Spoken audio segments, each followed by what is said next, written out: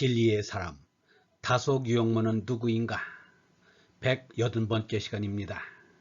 오늘은 추모 강연에서 참회의 눈물을, 추모 강연에서 참회의 눈물을 라는 제목으로 말씀드리겠습니다.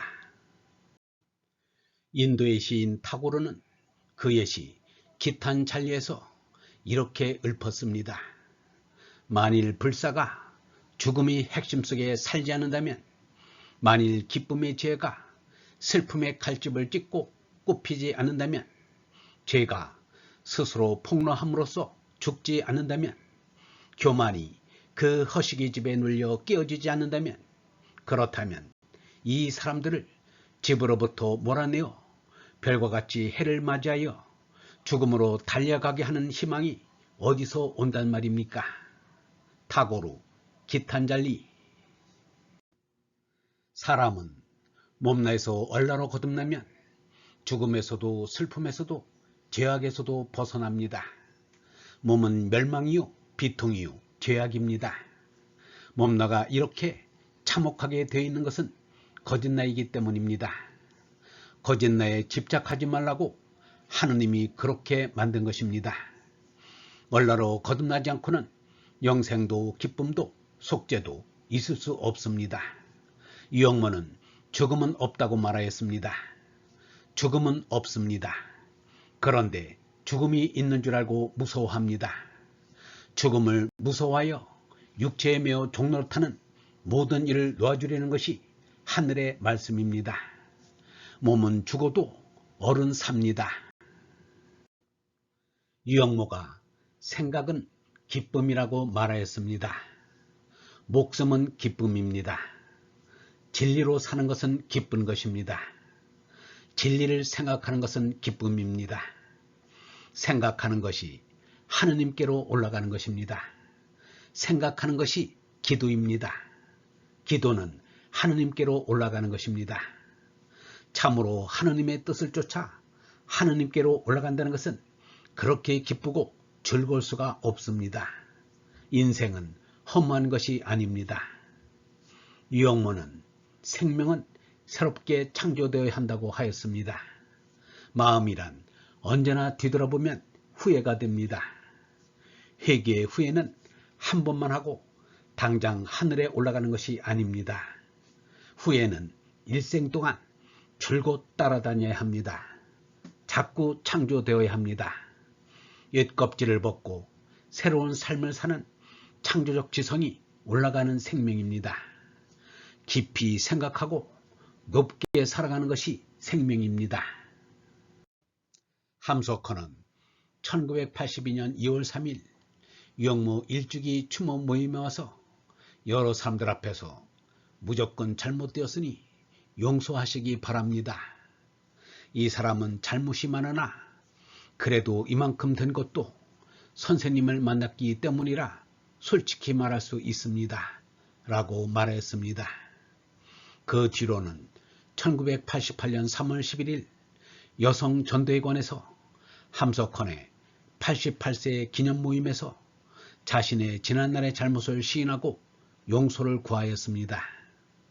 1988년 3월 13일 서울 효화동에 있는 도산기념회관 강당에서 열린 유영모 추모 모임에서 300여 명의 청중들 앞에서 눈물을 보이면서 참회의 말을 하였습니다. 이날 최원극은 지난 학창시절 오산고보의 은사인 함석헌을 향하여 분노와 원망을 터뜨렸습니다. 존경할 스승을 잃은 데 대한 분노요 원망이었습니다. 마지막에 가면 결국 나 자신이 문제입니다. 내가 몸에 탐진 채에 끌려다니며 사느냐, 하느님이 주신 얼의 진선미를 드러내며 사느냐가 문제인 것입니다. 유영모는 이렇게 말하였습니다. 사람의 마음같이 싱거운 것이 없습니다. 마음은 아무것도 없는 것 같습니다. 그러나 사람의 마음처럼 무서운 것이 없습니다.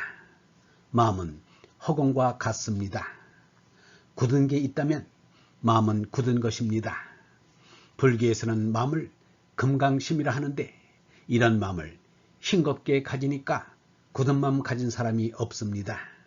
마음은 몸이 시키는 대로 하면 완고심이 됩니다. 완고한 마음이란 마음이 몸을 위해서 끌려다니는 것입니다. 그러나 몸이 마음에 순종하면 정구신이 됩니다. 사람은 가진 정고를 잃어서는 안 됩니다.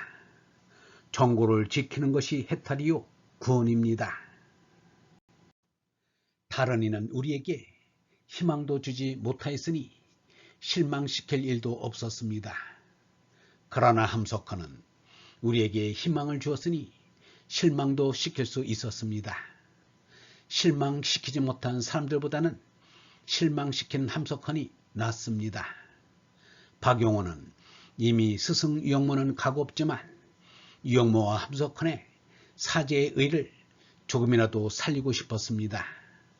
그래서 박용호가 다속일제서 그런 한시 16수를 풀이한 씨알의 말씀의 서문을 함석헌에게 부탁하였습니다. 함석헌은 내가 글도 읽어보고 서문도 쓰지요 라고 하면서 그렇게 기뻐할 수가 없었습니다. 그러나 서문도 쓰지 못한 채 서울대학병원에 입원하였습니다. 병원으로 문병을 가면 잊지도 않고 서문을 쓰겠다고 말했습니다. 그러나 서문을 쓰지 못한 채 1989년 2월 4일 5시 25분에 숨을 거두었습니다. 유영모와 함석헌은 생일이 3월 13일로 월 1이 같습니다. 그런데 세상을 떠난 날도 2월 3일과 2월 4일로 하루가 틀립니다. 함석헌이 산소 마스크를 쓰지 않았다면 2월 3일에 돌아갔음이 틀림없습니다. 영원한 시간에 사람들이 토막낸 월 1에 무슨 의미가 있느냐고 한다면 그만이지만 유영모와 함석헌은 예사로운 인연이 아닌 듯만 여겨집니다. 따지고 보면 유영모도 함석헌도 모두가 하나님의 작품이기도 합니다. 우리가 머리맡에 걸어두고 볼 작품입니다. 그 작품을 보면서 우리의 나아갈 길을 바로잡아야 합니다. 유영모는 말하기를 언론은 예수도 나도 하나님의 씨입니다. 어의 생명으로는 한 생명입니다. 얼라를 믿는 것이 예수를 믿는 것이요 하나님을 믿는 것입니다. 예수와 나는 언론은 하나님으로부터 온 같은 얼입니다. 얼번 여러분, 불가에서는 부자와 부부의 인연보다 사제의 인연을 더 크게 봅니다. 일생을 같이 할 스승과 제자가 있다는 것은 행운이 아닐 수 없습니다. 제자가 있어 스승을 사모하고 스승이 있어 제자를 그리워하는 관계보다 더 아름답고 거룩한 인간관계는 없을 것입니다. 스승과 제자가 함께 진리의 사다리를 오르고 올리며 받쳐주는 모습은 참으로 거룩합니다. 우리의 노력으로 진리의 제자를 갖지 못할 수는 있어도 진리의 스승을 모실 수는 있을 것입니다. 늦기 전에 스승을 찾아가 진리의 말씀을 청해 들어야 합니다. 영성신학원 다석아카데미의 하늘소리였습니다.